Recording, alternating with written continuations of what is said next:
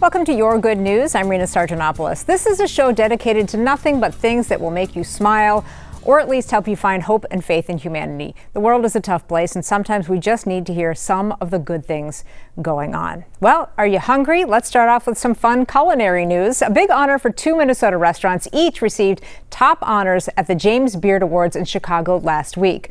Boucheron, which serves French-American food in South Minneapolis, was named Best New Restaurant. And Karen Tomlinson of Muriel in St. Paul won Best Chef Midwest. Heidi Wigdahl spoke to the owners of both restaurants about receiving one of the highest honors for an American restaurant. It was a big night for the Twin Cities at the James Beard Awards. Here in Minneapolis, you're looking at the nation's best new restaurant, Boucheron. Meanwhile, over in St. Paul, at Muriel, we have the best new chef in the Midwest. I'm feeling great. Get this open. I felt surreal yesterday. My good friend Karen Tomlinson. Tomlinson accepted the award during her grandmother's dress from 1941. She was crowned the Dazzle Corn Queen. One of many beloved Midwestern agricultural celebrations of people who are really, really proud of the food that they're Muriel opened in 2021, with Karen combining her French culinary training with her Scandinavian and Midwest roots. What we've been able to do at Muriel has exceeded my hopes and expectations. You know, I wanted to be a world-class restaurant when we started out, but when we first started out in a very grassroots way, that seemed like kind of a long shot. And the winner is Boucheron. Boucheron took home the nation's best new restaurant. It's the neighborhood restaurant that we always wanted in our neighborhood. To do that vision that we set out to do, and then being recognized for that vision, that's what's been incredible to understand. The French-American restaurant opened in the Minneapolis Kingfield neighborhood in 2024. When we opened, our biggest goal was to make the best food and the best experience that we could, while also raising very young children. This really is the best part. And so this just didn't exist in our wildest dreams. Minnesota received even more love. Over the weekend, TPT won a James Beard Media Award for Relish, hosted by chef Yia Vang. In St. Paul, I'm Heidi Wigdahl, KARE 11 News. The news brought in a flood of reservations, so if you're looking to visit either restaurant, Heidi got some tips from the owners on the best ways to try and grab a table. You can find, that information at KARE11.com. Well, more honors for our Twin Cities food scene, this time Hmong cuisine in the spotlight, thanks to a New York Times article celebrating Yia Vang and Diane Mua. The article declared that Vang and Mua's restaurants, quote, represent a rare occurrence in American culinary arts, the emergence of a cuisine virtually unknown outside its own immigrant community. Our Carla Halt got to speak with the chefs.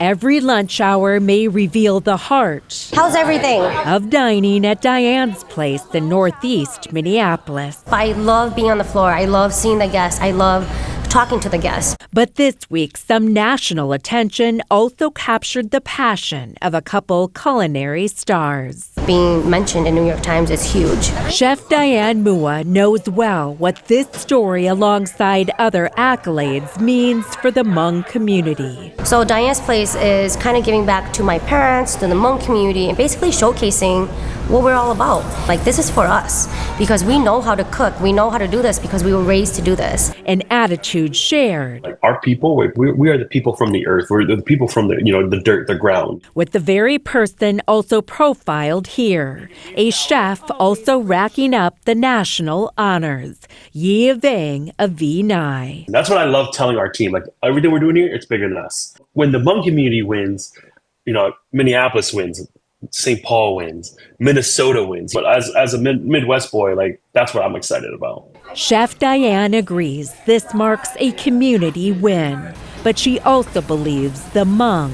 I have Hmong line cooks and prep cooks have reason to savor this moment and the heart, talent, and resilience it represents. It was really important to me because this is the 50th year that the Hmongs have been in the U.S. Our parents raised us to be warriors, so having this restaurant is not just for me, it's for all of us. In Minneapolis, Carla Holt, KARE 11 News. Work is wrapping up on a massive project along East Lake Street in Minneapolis. Ian Russell got an up-close look with one of the artists as nearly 3 dozen murals are underway. Are you ready?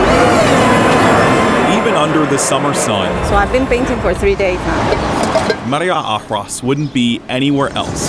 There's a deadline for the whole project to see if I can finish faster. Also, like as a personal challenge. The Argentinian mural painter It's like a meditation at this point, you know? has spent years painting across the world, turning buildings into works of art, now adding a Lake Street salon to her list of canvases. All of a sudden, there's this portal of imagination in the middle of the street that you weren't expecting. This mural is one of dozens commissioned by the Lake Street Council that will go up on buildings up and down Lake Street in June. From up high to down low, pops of color are popping up, lifting up Lake Street. The creativity is just robust everywhere on every block. Joan Vorderbergen is working with the Lake Street Council and says 30 artists will paint 34 murals stretching 30 blocks. It can make people feel like they're represented in their own community. Pouring back into the communities they're painting for. It's investing in businesses, it's investing in property owners, it's investing in people. Now I have to paint like 500 circles.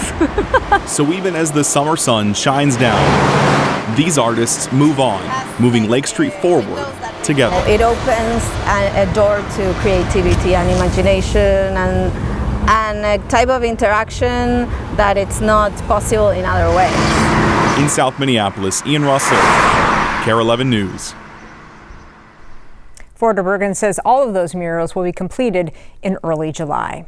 A big grand opening for St. Cloud's Great River Children's Museum, 31,000 square feet of exhibits and experiences, more than a decade in the making. Victor Jacobo takes us inside. The energy has been amazing. It's so invigorating to finally be at this point where the doors are open and families are coming into the space. Cassie Miles is the CEO of the Great River Children's Museum in St. Cloud. It soft opened to the public last week and is set for its grand opening celebration this weekend. It's an educational resource, it's a family resource, and it's a place for community belonging. The museum, a result of several years of planning, designing, and fundraising, features 31,000 square feet. Climber to the Clouds is a huge hit. Of a wide variety of stimulating exhibits. This is our 35-foot water table, again inspired by our central Minnesota portion of the Mississippi River. All meant to inspire the next generation of central Minnesotans. It's pretty amazing to have the culture on central Minnesota really be at the heart of all that. Yeah, and you can see how much the kids enjoy it. Parents. I was very vibrant, very lively, and so many activities for the kids. Say the museum makes an engaging and educational experience accessible. Having something for the kids downtown, I think, brings new life to St. Cloud. We live in a rural area, so driving down to St. Paul is definitely a day trip for us. We're in St. Cloud a lot, so this is awesome and a great way for us to spend time. So what's the review from the littlest visitors? You having a lot of fun? Yeah. Yeah, it was fun. For CEO Cassie Miles, she hopes children and adults share an experience that highlights the value of combining learning and play. And when I see the spark on a parent's eyes or a caregiver's eyes, when they recognize how profound something that their child just discovered really is, that's what really hits me. In St. Cloud, Victor Jacobo, KARE 11 News. General admission is $14 a person with discounts for families receiving SNAP or WIC benefits. Coming up, a final farewell to a UPS driver who has become a part of the family in Victoria and lifting the voices of our Somali neighbors in a special series. But first, here's some of your good news that you shared with us this week. Mary Kraft says Jasmine, our 1.5-year-old mini golden doodle, aka monster puppy, and Lily, our 10-year-old golden. Yes, you can see both of them there. Jazz loves Lily, who sweetly puts up with Jazz's play and energy. Their common goal, critter hunting. Oh yeah. Good job. Hope you guys get something. Joseph Prostrolo says, this is Linus. He lives near Como Park. He really wanted to run in Grandma's Marathon along the North Shore near Duluth last weekend. Being a Whippet breed, he may have won, but he didn't get in his application in time. Well, Linus, there's always next year. Maybe not want to run with that coat on either. A little bit warm out there. Jamie Gould from Chaska sent this in on the first day of summer saying, Glommer is ready. You do look ready, Glommer. So cute with the sunglasses. And Cindy Rasmussen says, meet Izzy. She came to our family about 3 weeks ago. My husband and I are both retired. We were on the fence about getting another dog, but we saw this cute little face and that was that. She has a very big personality and has brought us so much laughter, happiness, and joy so far. We love her so much already, we couldn't imagine not having her.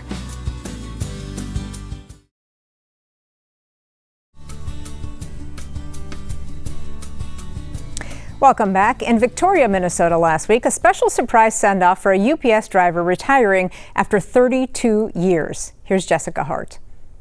Oh, right here. There isn't a sign big enough. The congrats sign for Jim. For someone who always delivers. We wanted to make his last day special. With some help, Peyton Withington turned her family's garage door into a celebration. We did like balloons and made pictures for him. We also got a cake and we also made cards. Cards for Jim, a UPS driver who's been serving his community for 32 years. But it won't be the same as when he stops by every day. Chandler Withington started a business in his garage 3 years ago, a business that wouldn't be possible without Jim. Jim is just somebody who's just so much more to us than somebody that just picks up and delivers boxes.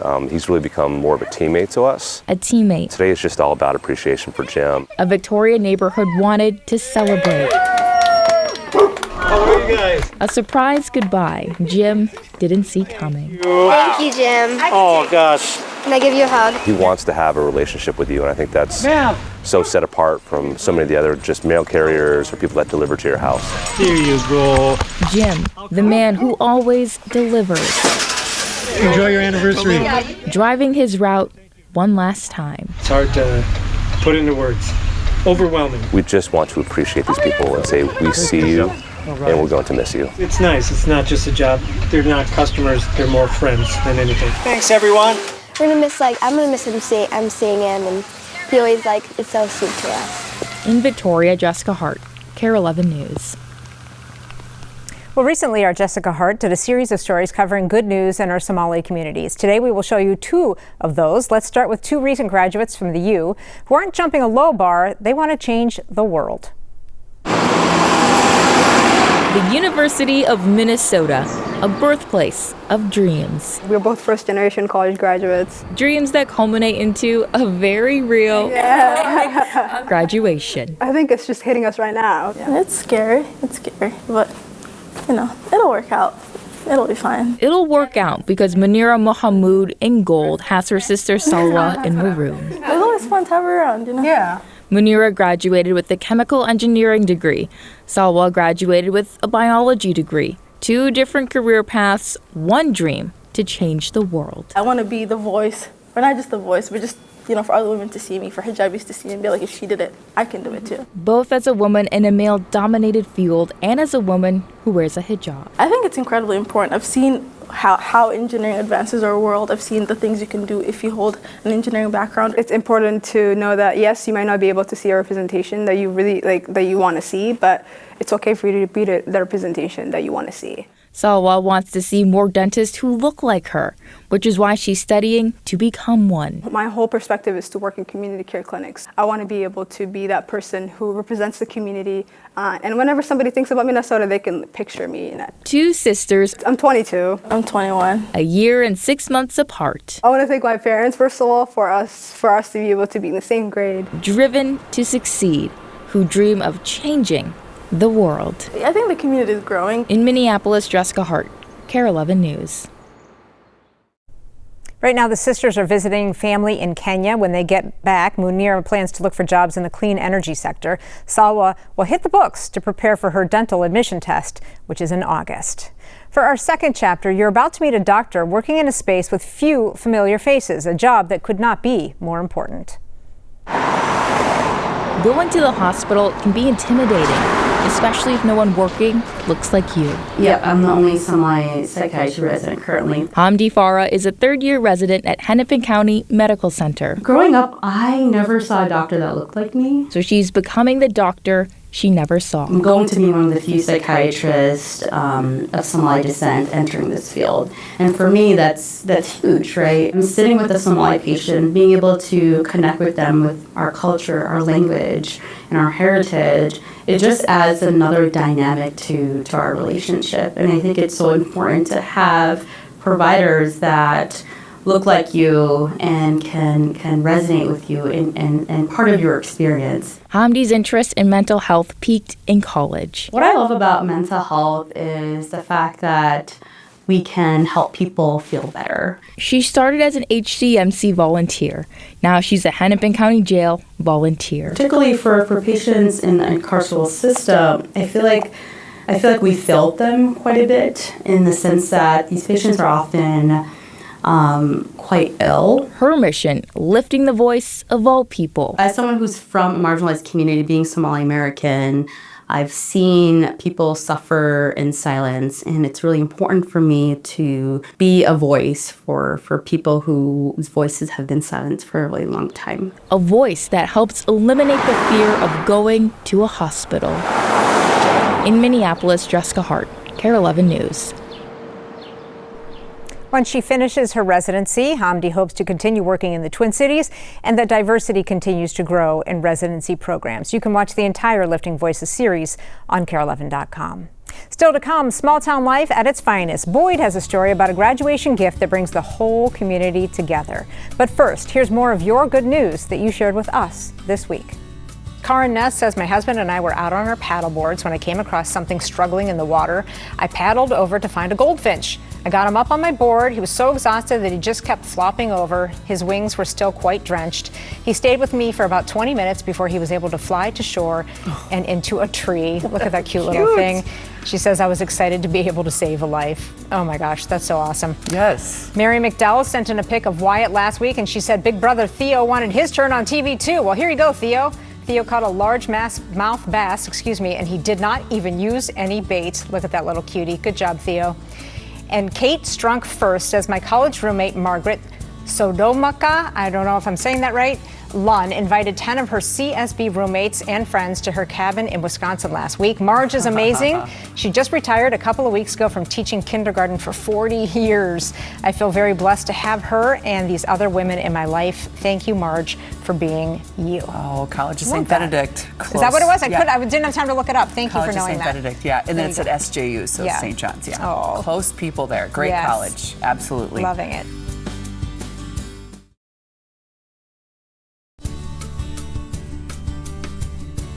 Welcome back. As high school graduates gear up for what's next, there's a small town northwest of the Twin Cities that's all about how to get there and how to help. Boyd Huppert has more on Swanville's Dollars for Scholars and why money is just part of that mission.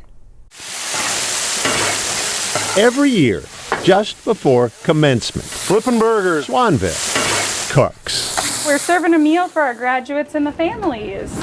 This is our gift to them. But a bigger gift awaits. Lily Peterson, the University of Mary. Ingrid Meza, Southwest Minnesota State University. Zach Kopinski, Minnesota State University, Mankato. Every high school senior you're meeting, Trevor Hansen, Central Lakes College, Staples, is about to receive a scholarship. Abigail Morris, Winona State. To help pay for these schools. Hunter Moore, SMSU. A gift from Swanville. Therese Bryce, St. Cloud Tech. Their hometown. A lot of adventures together. Former principal Chris Dunshee and former gas station owner Royal Loven brainstormed the idea in 1987. We'll put a big billboard outside of town on the highway that says, come to Swanville School. We give every student that graduates a scholarship. The billboard never materialized. Didn't have to. Didn't have to. But in a rural town that couldn't fill a suburban school auditorium. Ethan Wimmer, St. John's University. The scholarship stuck. Autumn Hinton, St. Cloud State. Swanville started small. Emma Krosky, St. Catherine University. Average scholarship that first year, $166. Brittany Johnson, UMD. Brittany Johnson, class of 01. Right here. Received the same amount It's right here. as her husband. $500 is what I got. It's not even the money. It was just who it was coming from. Brittany and Brian are now scholarship donors. Seems like everyone in Swanville is. Swanville is just a really special place. Chili cook-offs, calendars, cheese curds, poinsettias, waffles, bingo, and pull tabs. Swanville has sold everything but its historic water tower to raise money for scholarships. Carter Freeby, North Central University. which has allowed the scholarships Isaac Van Zee, Alex Tech. to keep growing. This year's average, $5,142. Tonight, we're giving away $108,000. Teresa Giese is president Yeah. of Swanville's Dollars for Scholars. The goal is to support whatever's next for kids.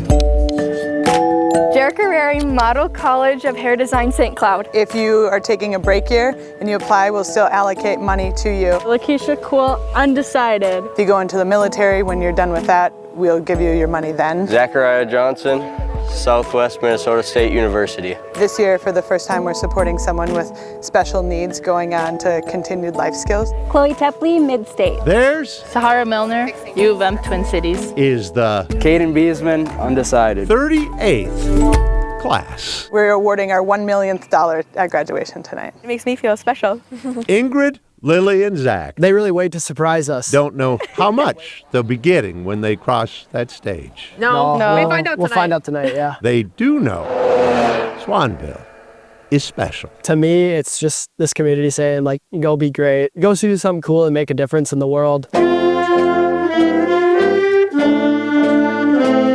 24 graduates march toward their futures, knowing their hometown has their backs.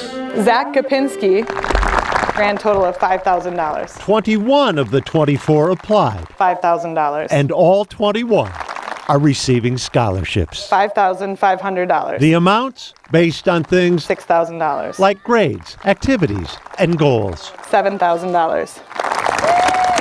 Graduation gifts $8,000. from their town. Wherever you go, know that Swanville is always home. Swanville's class of 2025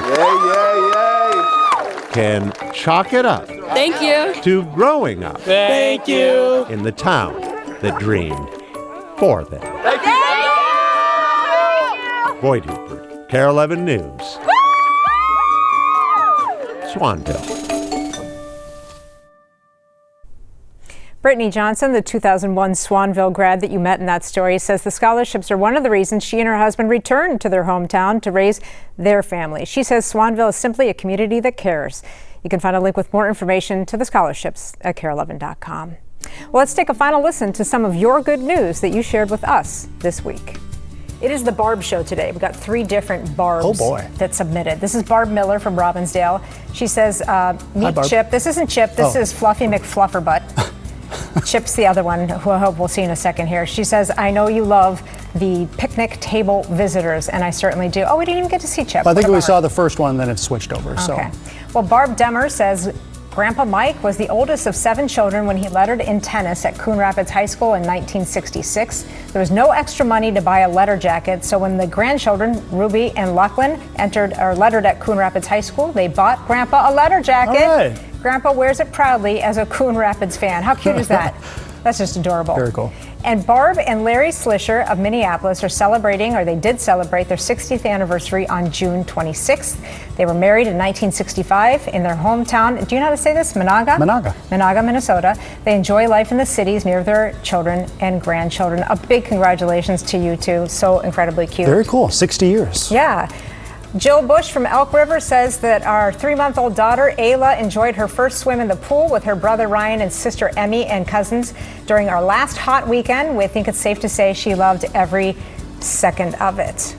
Thanks for joining us for Your Good News. If you'd like to share your good news with us, we do it every day at the end of our 4 p.m. newscast. Just send us an email to yourgoodnews@kare11.com. Be sure to add pictures or video or whatever it is you'd like us to share. New baby in the family, maybe your granddaughter got married, maybe you beat cancer or just spent good time with good friends. We want to hear about it. And until we see you again, have an excellent week, friends.